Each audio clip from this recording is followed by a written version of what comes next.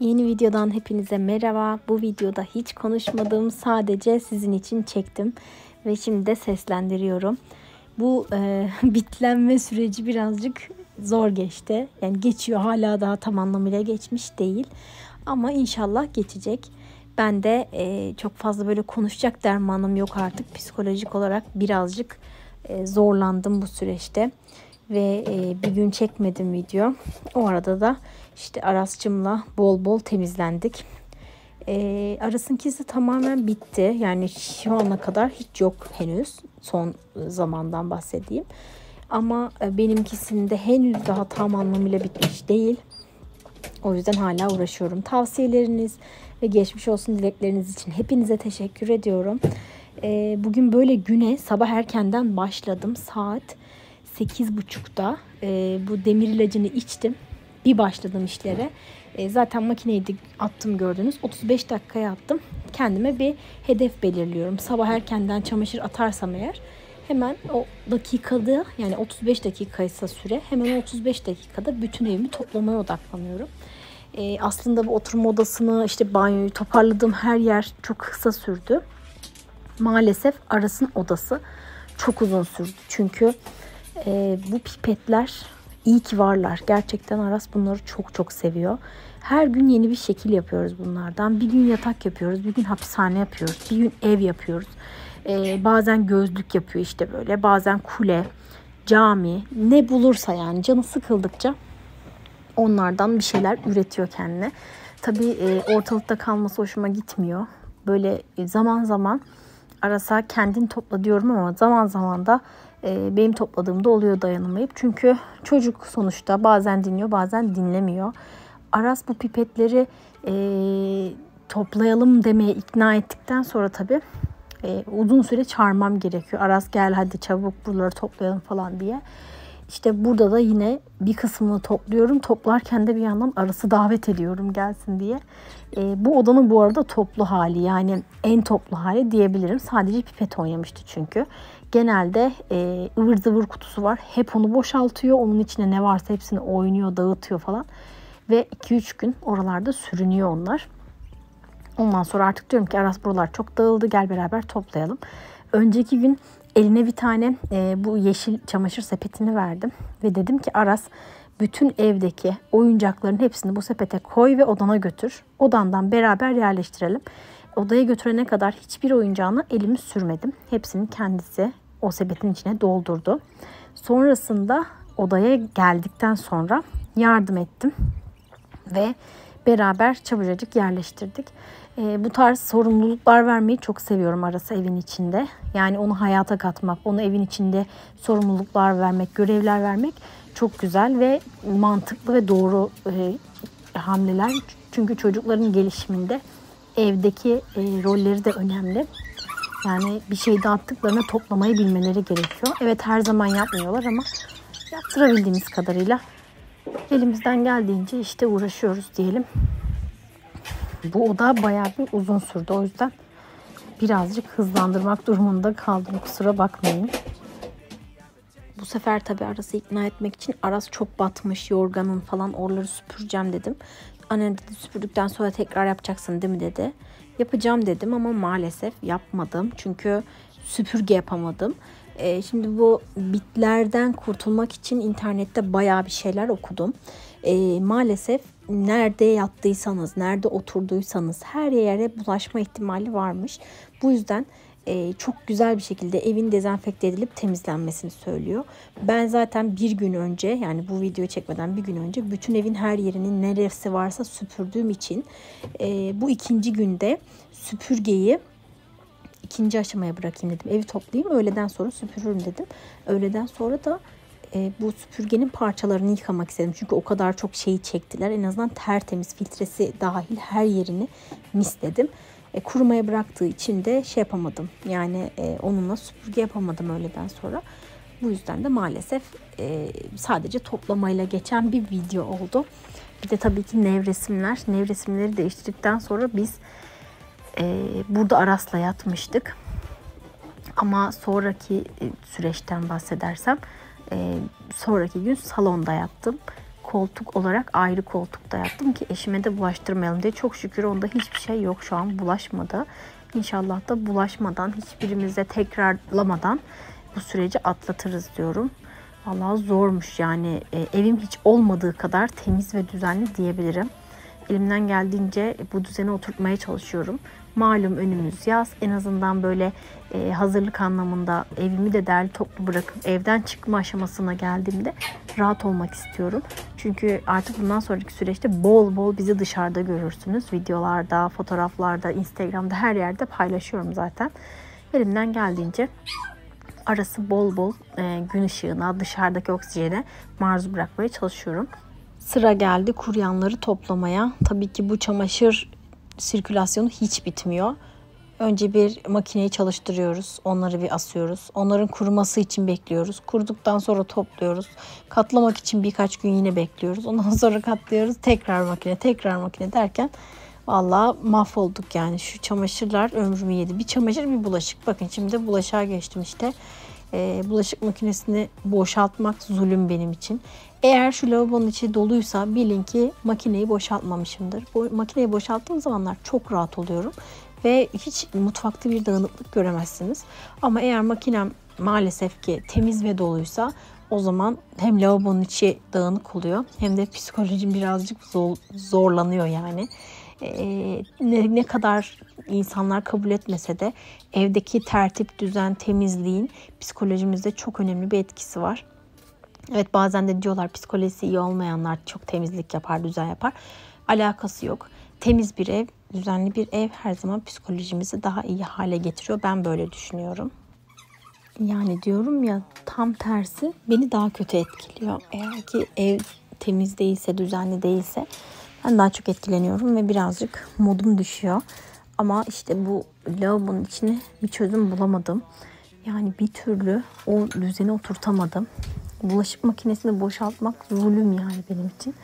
Bu yüzden de böyle sürekli genellikle sabah saatlerinde hallediyorum.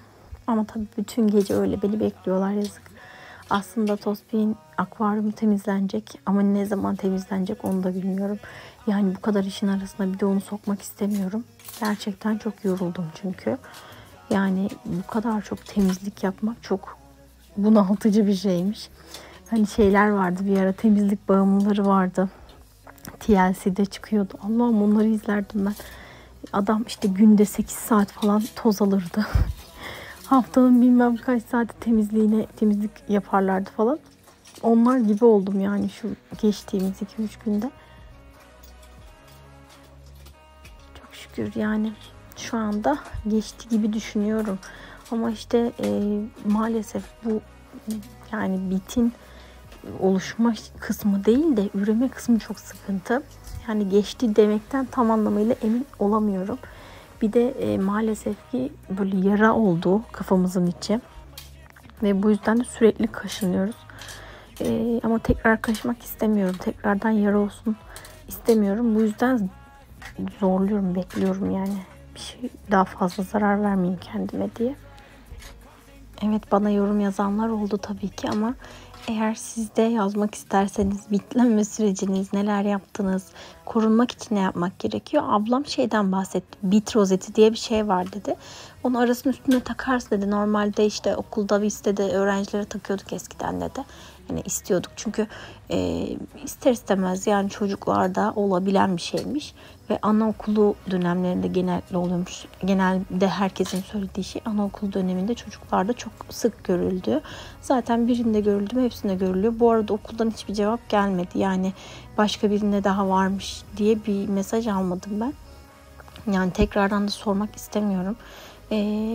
Bu konuda bence bütün anne babalar bilinçli olmalı. Ve yani çocuğum evet benim kaşınmaya başladığı zaman ben birazcık huylandım. Ne var ki diye düşündüm ama hayatımda hiç bitle tanışmamıştım. Yani ne olduğunu bilmiyordum, nasıl bir şey olduğunu.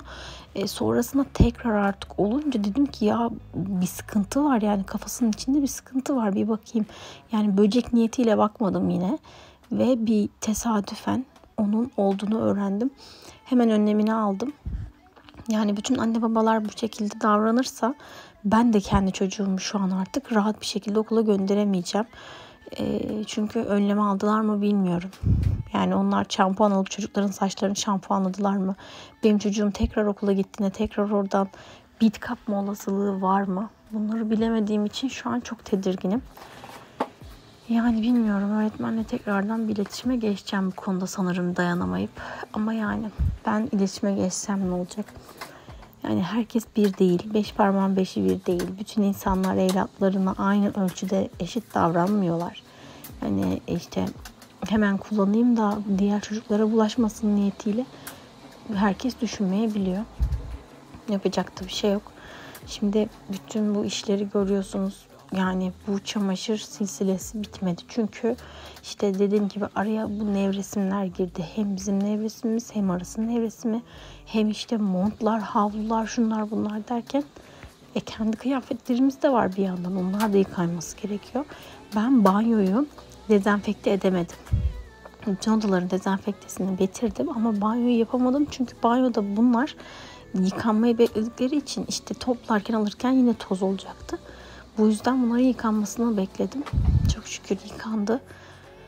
Ve son aşamamız artık bütün bu silsilenin toplanması, temizlenmesi, katlanması kısmına geldik. Ben normalde katlama işlemlerini hep salonda yapıyorum. Ama bu sefer dedim ki Arası sen orada takıl. Ben dedim gidiyorum. En azından biraz bana müsaade ettiğinde daha rahat katlıyorum. Aras ben bir şeyler katladığımı görürse eğer maalesef üzerine çıkmak istiyor, dağıtıyor falan. Birazcık yaramazlık yapıyor bu konuda. Rahatsız oluyorum. O yüzden de kendimi olabildiğince başka yerlere götürüp oralarda yapıyorum. Kaçıyorum Aras'tan.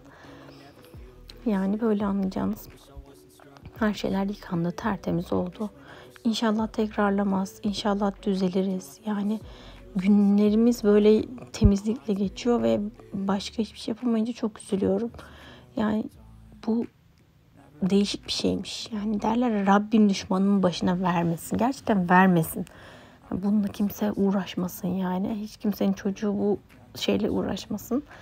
Çocukların kafasında bir problem yok. Ama ben şu anda kendi kafamı temizleyemediğim için Aras'a tekrar bulaştırma riskinden çok korkuyorum. İnşallah tekrar bulaştırmam Aras'a. Çünkü aynı evin içinde yaşıyoruz. Sürekli dip dibeyiz ve bendeki eğer tam anlamıyla bitmezse onda tekrarlama olasılığı var gibi duruyor. Tabii ben ara ara yine hem Aras'ınkini hem kendikimi tarıyorum. Bakıyorum var mı bir şeydi ama tabii ki bilemiyoruz. İnşallah olmaz diyorum. Yani anlayacağınız bugünkü temizlikle alakalı şeyimiz de buydu. Ana maddelerimiz.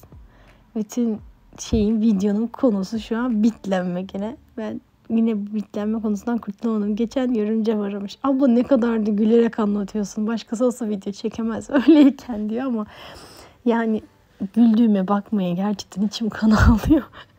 Çok çok kötüydü ya, psikolojik olarak çok etkilendim. Ve kendimi pis hissettim, kötü hissettim yani. Bir böcekle beraber yaşıyor olma düşüncesi beni aşırı gerdi.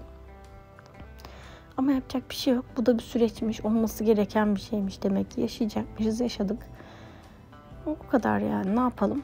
İnşallah bu artık Aras'cığımın tam anlamıyla bitti dediğim için onu da böyle bir dışarılara çıkartırım. Hava da o kadar güzel gidiyor ki yani bahar havası tam.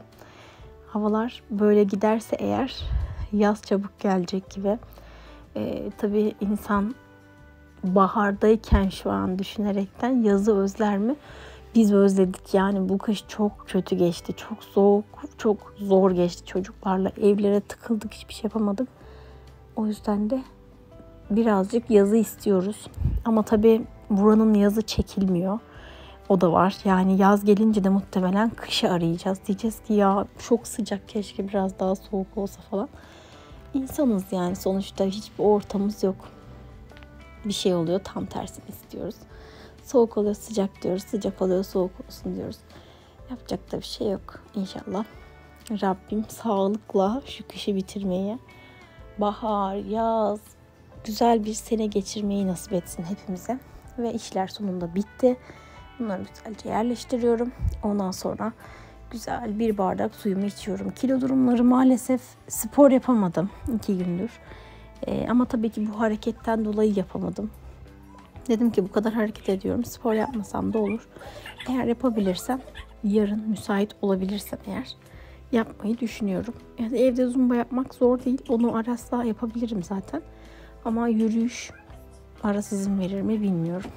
Yapacak bir şey yok. Yapamazsak da ne yapayım? Hani şu anki güncelim yarım kilo vermiştim. Başlangıç kilomu söylemiyorum. Çünkü bu motivasyonumu biraz düşürebilir. Çok kilolu olduğumu düşünmüyorum, evet, ama maalesef bu kilo dediğimiz şey kontrol altına alınmazsa gidiyor. Bir de tabii ki herkesin bir kilo sınırı var. Benim 60, yani 60'ın yukarısı benim için kabul edilemez. Şu an için tabii ki belki ileride daha yüksek kilolara çıkacağım ama henüz daha gençken, metabolizmam hızlıyken, kilo verebiliyorken vereyim diye düşünüyorum. Bu yüzden vereceğim. Tabii görümcemin düğünü de var önümüzde, yani kıyafetler giyeceğiz, böyle şık olmamız lazım. Yani kıyafetleri giydiğimde de sıkıntı yaşamak istemiyorum. Bu yüzden de birazcık kilo verirsem çok iyi olacak. Bakacağız. Son olarak da bu çorapları katlıyorum. Bitti işimiz çok şükür. Hiçbir işimiz kalmadı artık.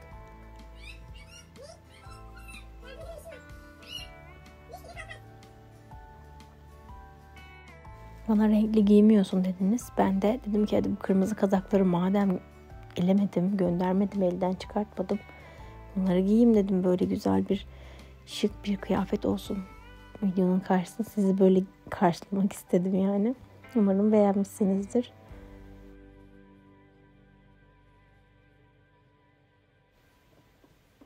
Evet, videomuz burada sona erdi. Umarım severek ve beğenerek izlediğiniz bir video olmuştur. Yeni videolardan haberdar olmak için kanalıma abone olmayı unutmayın. Kendinize iyi bakın. Hoşça kalın.